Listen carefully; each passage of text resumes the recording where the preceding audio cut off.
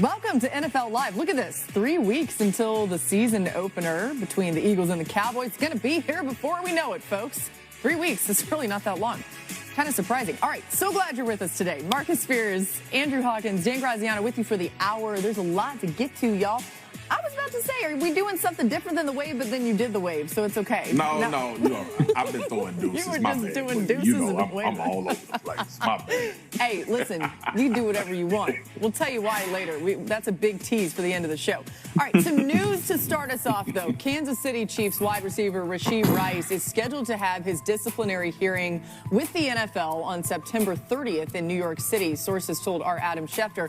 Rice is now likely to be able to play the first 4 weeks of the season before any potential discipline is imposed for his role in a multi-car crash that left multiple people injured during the 2024 offseason. Now, if you take a look at the Chiefs' early schedule, right, with this news in mind, in the first 10 weeks, they faced 6 playoff teams from last season and 3 teams that failed to reach 5 wins. They opened the season in Brazil against the Chargers and then play 5 of their next 8 games in Kansas City. ESPN Analytics has the Chiefs winning 8 of those first 9 games, with their 1 loss coming in Buffalo. Graz, what more can you tell us about the timing of this hearing for Rashee Rice?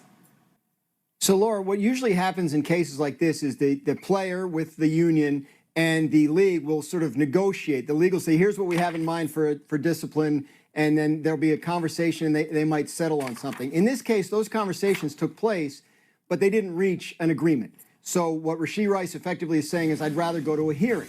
The hearing officer is Sue L. Robinson. She's the independent arbitrator that was agreed to in the last CBA. She's heard one other case since she assumed this role, and it was the Deshaun Watson case in 2022.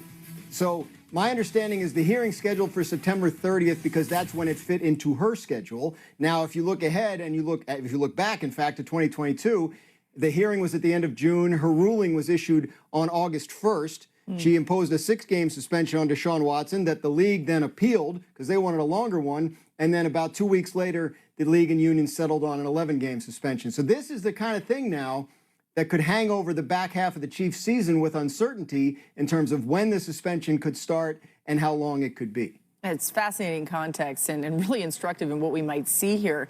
Hawk, as it relates to what Rashee Rice brings to this team, it seems like the Chiefs will have Rice for at least the first 4 games of the season. What does his skill set add to this offense? It adds a Kelsey Mahomes variant of chemistry to the receiving core, because what makes Rashee Rice special, and has been a special since he's been a rookie, is that he sees and feels the defense the same way that Patrick Mahomes does. So when they've had issues, especially early in his career, he's helped fill some of that void that is left by Kelsey, who is 35 years old, still one of the top tight ends in the league, but he might be a little slower getting to those windows. So having Rashee Rice in the lineup with Kelsey, with some of that speed of Hollywood Brown and Xavier Worthy, really makes it feel like a complete package as it pertains to the passing game.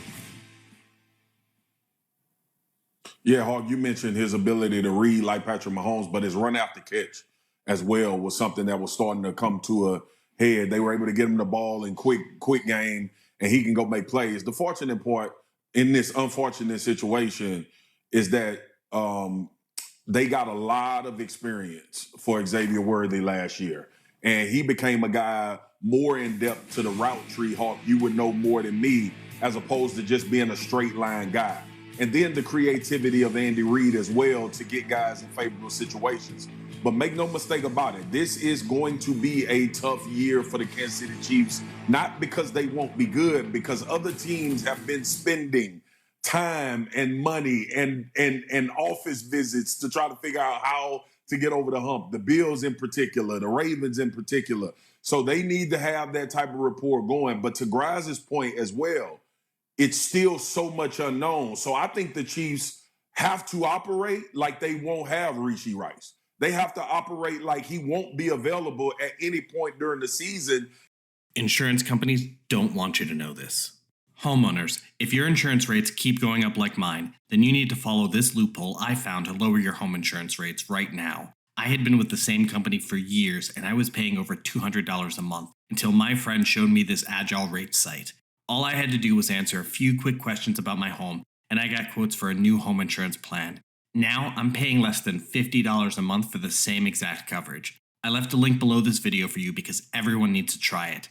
I could have saved thousands of dollars if I had done this years ago. Don't make my same mistake. This site might not be around forever, so hit the link below the video. It's so easy, it only takes a few minutes. Stop getting ripped off. You deserve better.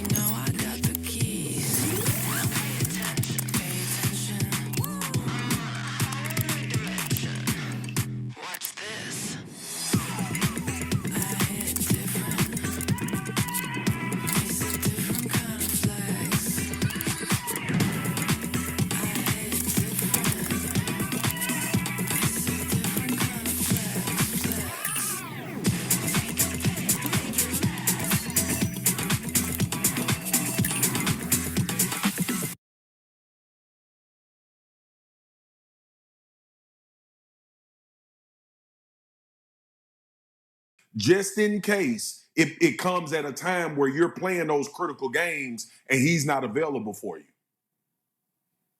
And you showed, Laura, those first 10 games of the season. In no part of that did you see the Denver Broncos. Those games are in the back half of the season. That they were only two division games in that first 10. So if they're missing him for the second half of the season, that could be potentially significant. I think, if you're the Chiefs, you probably would have rather had the suspension at the start of the season, know when it was going to end, and be able to move on from there. Yeah, obviously they can't control that. It's to the mercy of the judge's schedule. Right. But yeah, the back half of the season looks foreboding. All right, to more big news. Micah Parsons still doesn't have a new deal as the Cowboys and their star player continue to get further away from common ground. Seemingly, the drama continues with America's team. And here's Jerry Jones yesterday on what is preventing him and Micah from talking. Nothing. So why don't you talk? Again, nothing would be that, and we might or might not talk. And the rest of that gets in what we do every day. You think that talks would pick up a little bit with him? I don't know that necessarily talks will, but we've got a game coming, and he's under contract. A little smile at the end. Marcus, with how publicly this is being handled, how do you think these seemingly daily comments from Jerry are impacting the locker room? It's nothing they hadn't seen before, but still. Yeah, but Boogie, this is different. And I think bitterness is starting to set in between Micah Parsons and Jerry Jones, right? Both of them have their perspective of why the other one is being treated unfairly. And then ultimately I saw y'all play the clip and the reaction to what he said on the blue carpet about having to create this kind of drama and this scenario. So there's a lot of things that are affecting this locker room because it's not about football. This whole entire training camp has been about Jerry Jones and Micah Parsons. Every question I'm sure that these guys are getting. Let me ask y'all this. I'm going to be honest with y'all. Put everybody up on the camera for me, please. Everybody up on the camera. Hey. When's the last time y'all had a conversation about the Dallas Cowboys and their performance in training camp and what the players are doing? Have we had that discussion at all? And Marcus, has anybody talked about it? I've been on this show a lot this offseason, as have all of us, right? And we haven't talked about that because we can't, because we're too busy talking about this. But maybe we should be talking about the fact that they got George Pickens there across from CeeDee Lamb. You've got a healthy Dak Prescott. I don't know. You're right. Everything is about this. But Boogie, that's my point. Yeah. That's my point. These players in this locker room are probably inundated with Jerry Jones and Micah Parsons. And I'm telling you, Hawk knows this as well as anybody. First of all, you're in training camp, so you're already in purgatory. All right? You're trying to get ready and get prepared for a season. You got a new coaching staff. You got new coaches trying to figure out who the talent is and how we're going to use them. Micah is unavailable, but the questions and the scenario and the narrative has nothing to do with football when it comes to the Dallas Cowboys, which in line is the issue. And Boogie, you have said on TV with me a number of years, and I've had to argue with people that this actually affects the way that football is played for this football team, and nobody wants to seem to believe it until now when we hear Jerry say, I want to create some controversy because it keeps the Cowboys in the press. You're spot on, Marcus. And I think, to your point, like the reason why these Cowboys teams fail to reach their potential is because of these unnecessary distractions. We are pounded into our head in football to eliminate unnecessary distractions. So with these comments from Jerry Jones and this whole saga with one of the best players in the game, at best, it's pointless. At worst, it's actually detrimental, to your point. He comes from a very old school way of deal making, which is either I win or you win, and there's never a good middle ground. But the fact of the matter is we go through this time after time with these players who have put the statistics up to earn the contract that they're talking about. He's going to be the highest paid non-quarterback in the game, period. Figure out the details to the deal, because there is no version of this where you walk away a winner. Actually, you run the risk of still signing a deal that you're going to have to pay for anyway, but now you have a player, to your point, Marcus, who is bitter, and now you're questioning, are you truly going to reach that full potential? Because now he feels a way about the organization that he's strapped it up for so long. Yeah, on some level, it obviously reminds you of what he's gone through with Dak Prescott, with CeeDee Lamb, et cetera. But to Marcus's point, this one does feel different. And Jerry Jones is kind of talking differently about this situation than he did about those last year. You know, he really believes, my understanding is Jerry really believes he had a deal done with Micah, a deal agreed to in the spring, and that Micah effectively backed out when he said, I'm going to run this all by my agent. So at this point, the Cowboys' stance, from what I've been told, is if Micah wants that deal we talked about in the spring, cool, great, we're happy to do it. If not, he has a contract. We can franchise him next year and the year after. We expect him to show up and play. That, to me, it does not paint the picture of a relationship that's in a good place. Woof, it just feels like it's just going to keep getting messier and messier. The other thing, too, guys, as you guys know, Jerry has not won when he's gotten into these back and forths with these other guys. He's always ended up having to pay them more than he wanted to. And in this case, it's going to be that and then maybe some more. All right, let's get to some more top stories with some deals that still aren't done. Graz, what's the latest on Terry McLaurin? Yeah, still no movement here. There's a big difference between what the team wants to pay him and what he wants to be paid. So he's out of practice. You see him here. He shows up at the end of practice, signs autographs. The fans chant his name. His agent is there. You see him talking to his agent there after practice. So it's been a fun show, but he hasn't been on the practice field, and we don't know when he will be. At this point, it's possible he plays out the last year of his deal for about $20 million. Trey Hendrickson of the Bengals scheduled to make about $16 million this year. No movement on this. When he got to camp, it seemed like there was a chance that they could work something out. They haven't. It's the same situation as it is with McLaurin, a 30-year-old player. The team is hesitant to guarantee too much future money to, and round and round it goes. Still another 3 weeks to figure this out. And here's one that's kind of gone under the radar. Cam Hayward with the Steelers. You know, he signed for 2 more years, but no guarantees. And he did an extension last year that he really feels was kind of a under-market, prove-it deal, and wants to be paid more this year. He's set to make about $12-13 million this year. That's about half of what the top defensive tackles are getting, and he feels like he deserves more, and has said the other day that he's willing to sit out games over it. So this is one to watch as we get closer to the season as well. Yeah, and sneaky big, right? I mean, they need him, and his numbers have proven that he's definitely worth that money he's asking for. All right, new on NFL Live from our Sarah Barshop. This just coming by. Quarterback Matthew Stafford is dealing with that back injury. He will work out on Saturday, Sean McVay said. The workout will be similar to what he did on August 9th, and, quote, hopefully he responds a little bit better. His back responds a little bit better to that. Of course, that was what happened, and then he was not able to play or be out there recently. We'll keep an eye on Stafford. We're just getting started on NFL Live. Caleb Williams back and ready to take that next step heading into year 2, but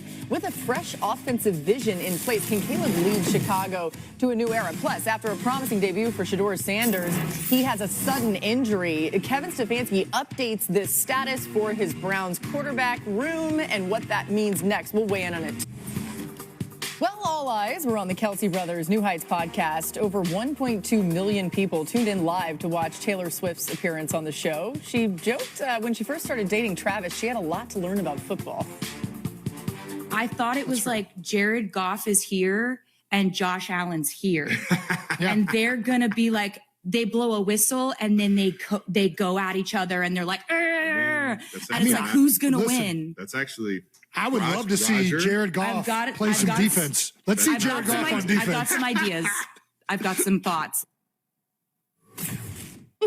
Marcus, do you think Allen or Goff could have played defense in another life? Josh Allen, I feel like for sure. Josh Allen could. Josh Allen could. Josh Allen is a freak athlete, man. He would figure it out. Unfortunately, he has a cannon attached to his shoulders, so he had to become a quarterback. But Josh Allen is a supremely talented athlete who I think could have played defense. By the way, Goff didn't stand a chance. Yeah, no, Goff he didn't. Sorry, no Jared. chance. Milk check all day. Give me that. Golf. Oh, Golf. man. I got to Golf. say. Golf. Yeah, Golf. right? Good one. Good one, Swagoo. That podcast was a lot of fun, by the way. Shout out to the Kelsey brothers and to Taylor Swift for doing that, bringing in a whole lot more football fans than we would have seen otherwise. Let's go on trend around the league with some numbers from last season and see if our analysts think this trend continues. So here's where we start. Let's talk about those guys, right? Josh Allen became the first player in NFL history to have at least 25 passing touchdowns, 10 rushing touchdowns, and fewer than 10 interceptions in a single season. Interceptions had previously been an issue for Allen, right? He threw 18 in 2023, which was second most in the NFL. Hawk, does Josh Allen continue to limit turnovers next season?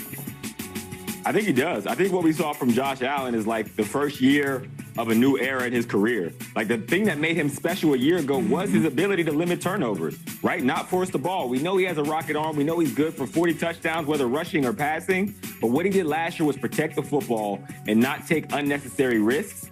Without Stephon Diggs, it forced him into that role. And I think from here on out, we're going to see that version of Josh Allen. All right, and how about Jared Goff, not golf, whose accuracy was on point last season? He had 9 games where he had a completion percentage of at least 75%. That was 3 more than any other quarterback. Marcus, does Goff continue this efficiency without Ben Johnson as his offensive coordinator? I believe he does, but I say it with a little bit of trepidation, Boogie, because, look, we know that offensively these guys were a tier above everybody when it came to scheme, when it came to getting Goff in his situations, the play action pass, which he thrives at. Ben Johnson made sure to keep him in those situations. The run game was a big part of what they did. But I think Dan Campbell being there and he set the tone and understands what Jared Goff does at a very high level, I don't think it changes much. So I think the trend will continue of him playing at this level.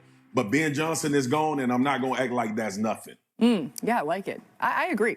All right, let's go to the news of Wednesday, you guys. Shedeur Sanders injured his oblique warming up yesterday. The Browns said he's day-to-day, now unlikely to play Saturday in the preseason game against the Eagles. Here's more from Kevin Stefanski on Shedeur today.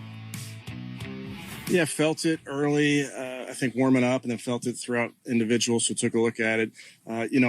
If it's a right guard, you can play through that. When it's a quarterback, you kind of need that muscle to throw. So unfortunately, going to put him down for a little bit here. We'll treat it day to day and see how he responds, but want to be smart because he's a thrower, so you can't push that thing.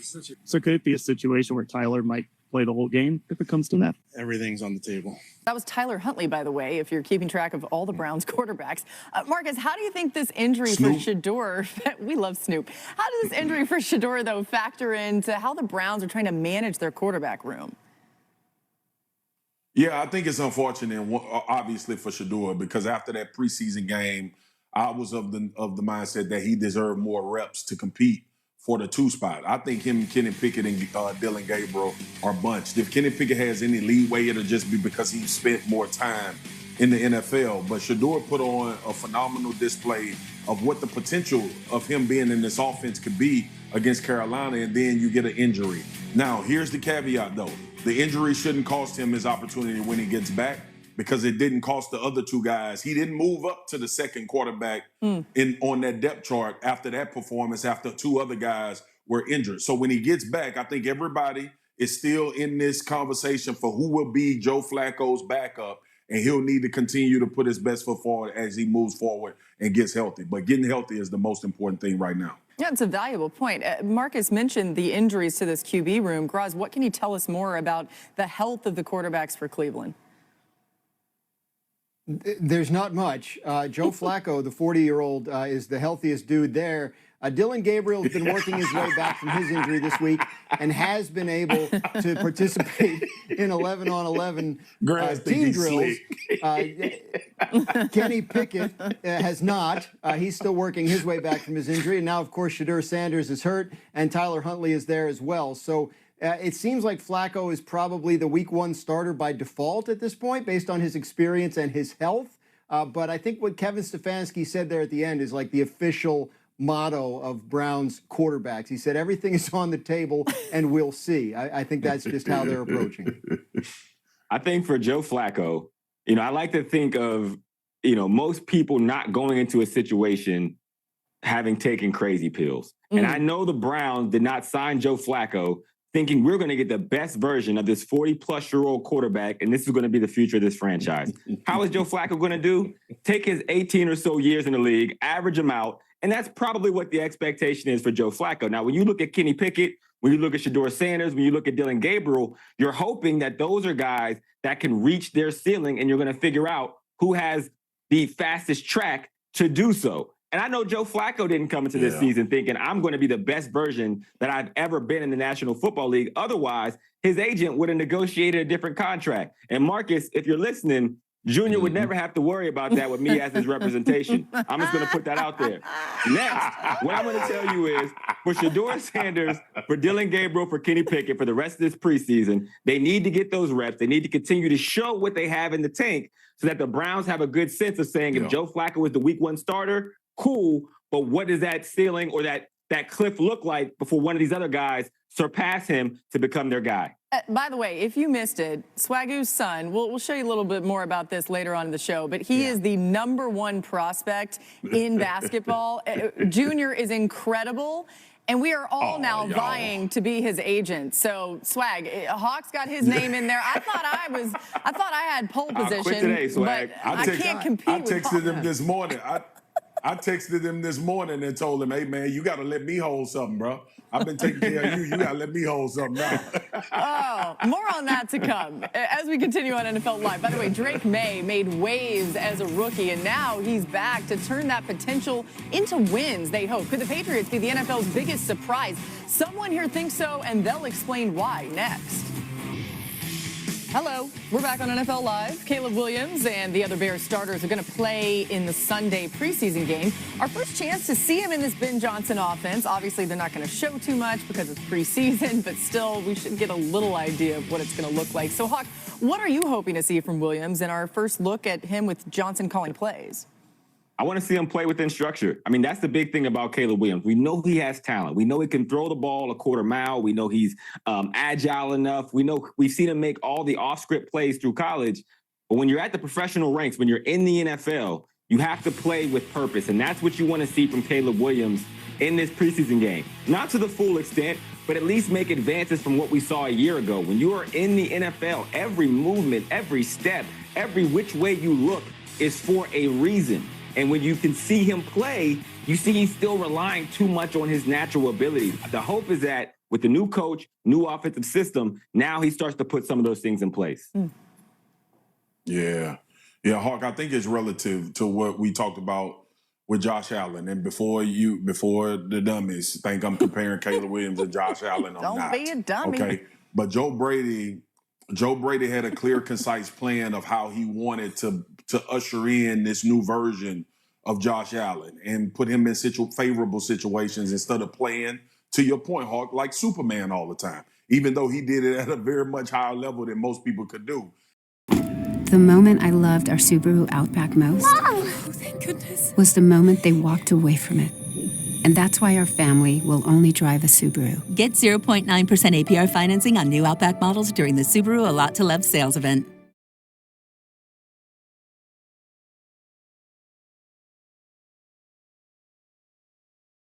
Let's get fiscal. Lesson 1, savings strike.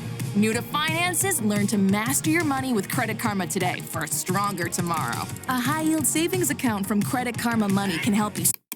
This is Ben Johnson's task for Caleb Williams, is to confine him but not limit his ability and find ways in order to make this dude as dangerous playing in structure as he would be making those off-schedule plays. And when you think about young quarterbacks, I remember Dan talked about this a few years ago with Mahomes. For as good as Mahomes was playing and going to Super Bowls and winning them, he was like, there's room for Pat to be a more of a pocket guy and stay a little bit more steady and deliver the football from those normal spots. And then Pat acknowledged that. So again, I think coaches do well in the way with guys like this, especially in order to wrangle them in, but not take away what they do at a very high level. And hopefully Caleb can grasp what Ben Johnson is trying to get him to do and then become that more efficient passer and quarterback like you mentioned, Hawk.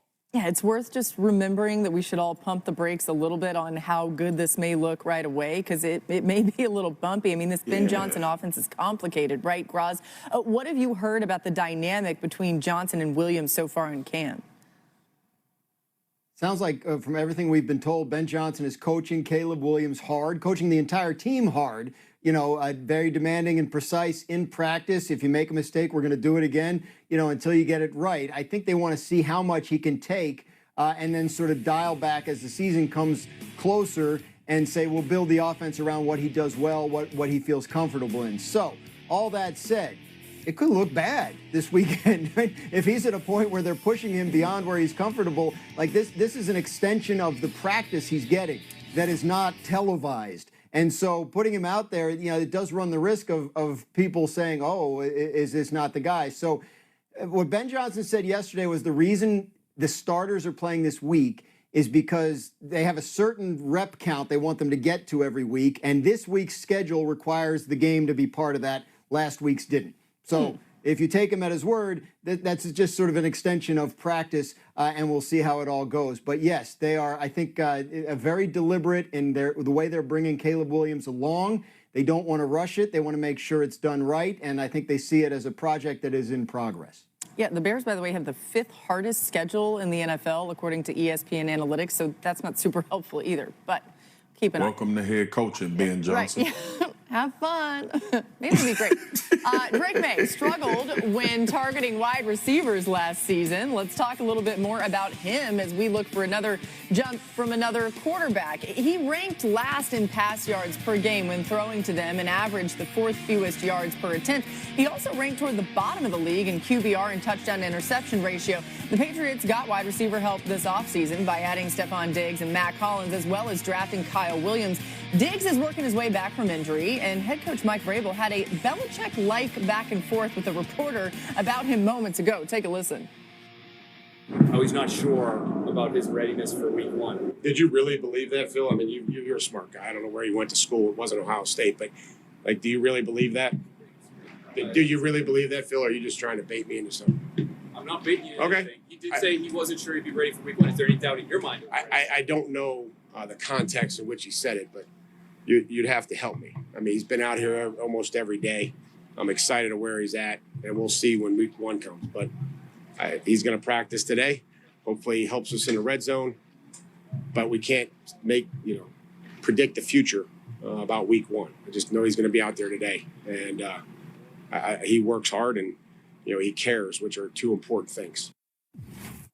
Ooh, even there's a little Ohio State dig in there, too. I like that. Okay, spicy Braves. Graz, what have you heard about where Diggs is in his recovery from this torn ACL? Everything I've heard, Laura, has been positive throughout camp. He's been there. He's been practicing with the team. I think the expectation is that he's going to be okay. So to Mike Vrabel's point, I guess we'd have to hear the context in which he said it, see what the look on his face was when he said it. But it sounds like maybe he's trying to tamp down expectations or maybe he's having a little fun with it. But I haven't heard anything out of New England throughout training camp that indicates concern over Stephon Diggs' readiness. And based on Mike Vrabel's reaction to the questioning there, it seems like, he really hasn't either. I agree. Interesting. Okay, Hawk, if Diggs is healthy, what could that potentially do for a young quarterback like May? Yeah, it takes a lot of the pressure off of him. Not completely, because he's still the quarterback and he has to make decisions and throws and run an offense, but it's very similar to what Stephon Diggs did for Josh Allen. Early in Josh Allen's career, we saw the talent. It was kind of unseasoned. It was, not fully developed or shaped. And when Diggs got there, it took pressure off him to say, okay, worst come to worst, 50-50 chance of just one-on-one against that guy.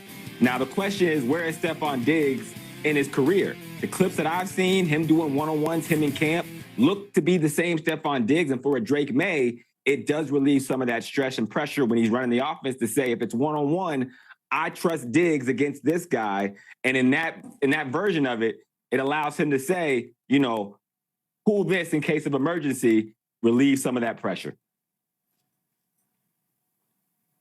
Boogie, if I told you the one thing that teams need to do to help their quarterback, what would I say? Run the ball.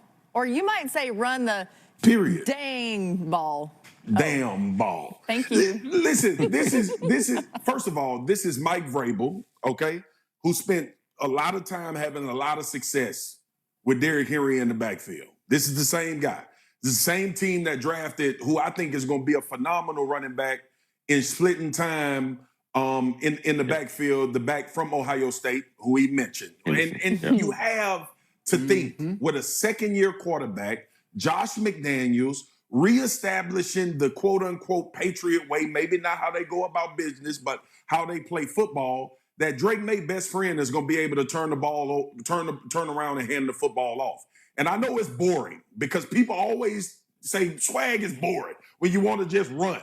No, it's not about that. It's about a comfort level. And when you look at this team and you think about their defensive-minded head coach who came from an era where they don't get enough credit for how good they were when they were winning Super Bowls with the New England Patriots, I think it's going to have a great understanding with Josh McDaniels, the offensive coordinator, to make sure that that's a big part of Drake May's progression. And then when those opportunities present itself for him to push it down the field, one of the things people talked about when he was coming out of North Carolina, his athletic ability, maybe some quarterback run, maybe some RPO, maybe some zone read. That is how you progress this young quarterback. But I think with Vrabel's mentality, along with Josh McDaniel and what they want to establish at the line of scrimmage, they're going to run the damn football and help Drake May get better.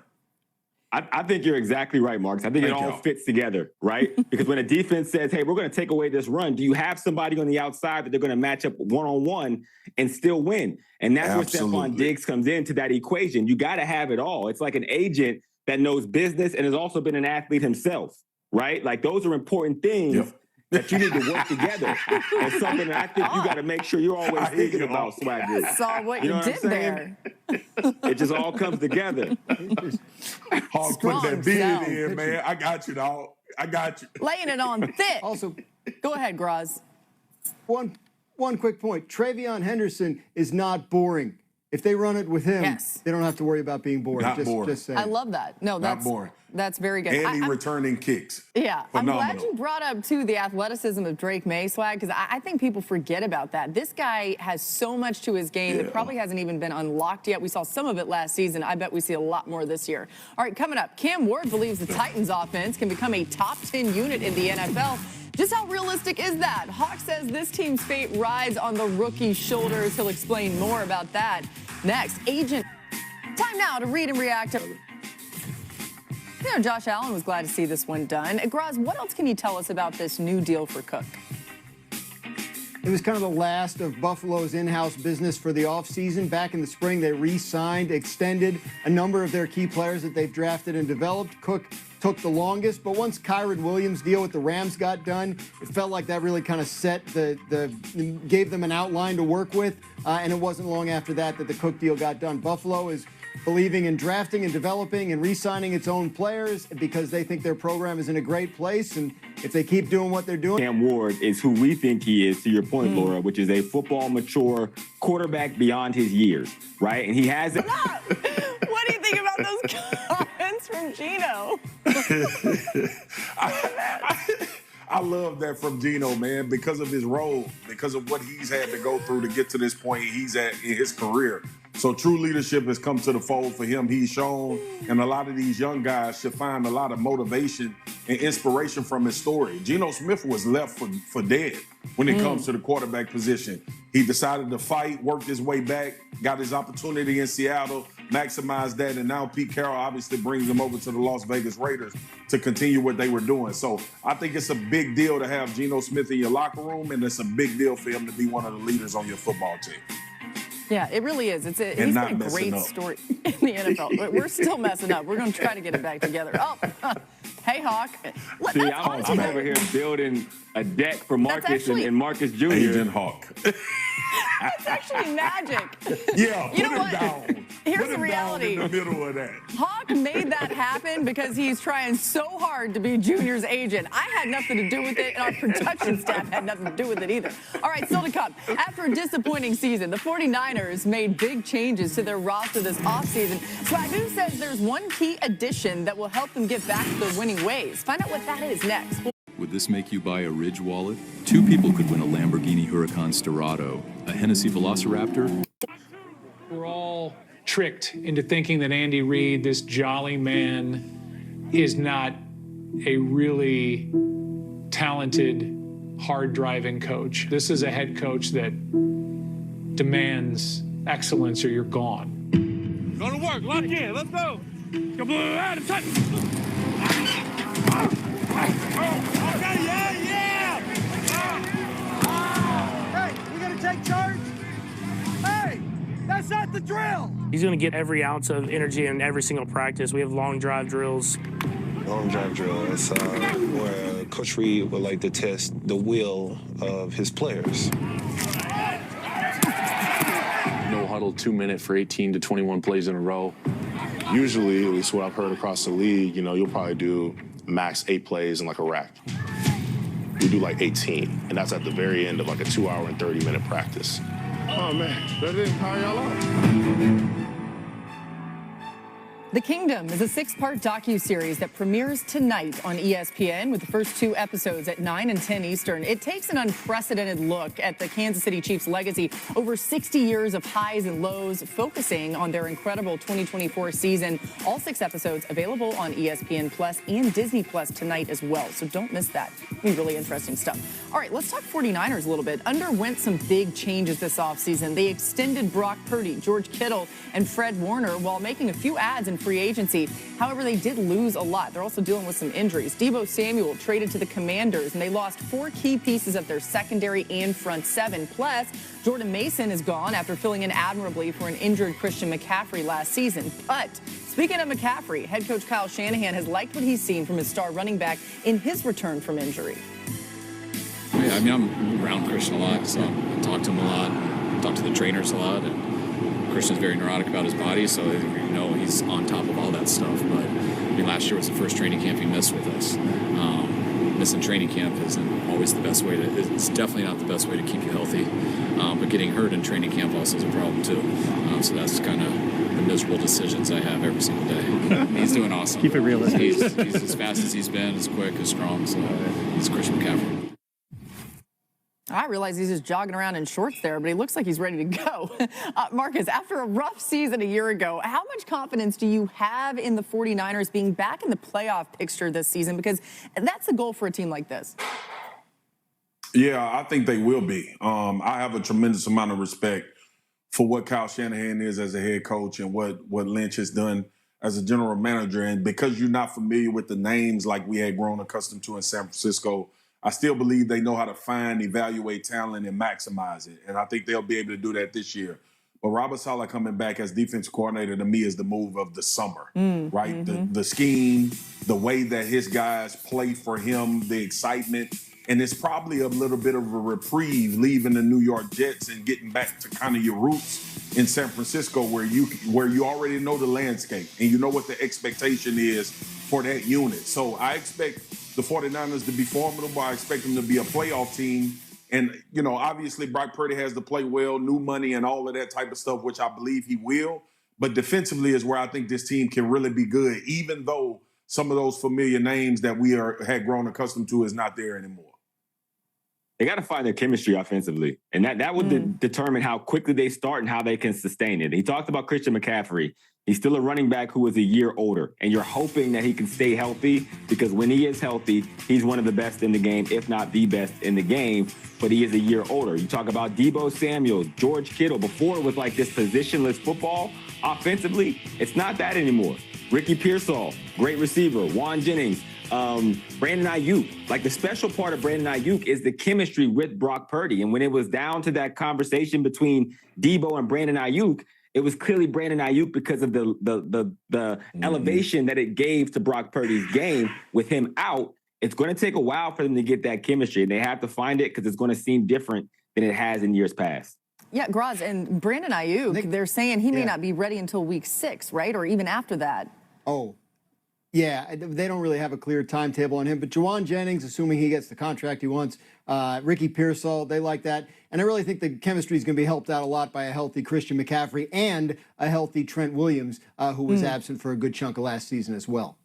Yeah, the injuries have been an issue for them. Yep. We'll see how healthy they can be. Time for one more thing before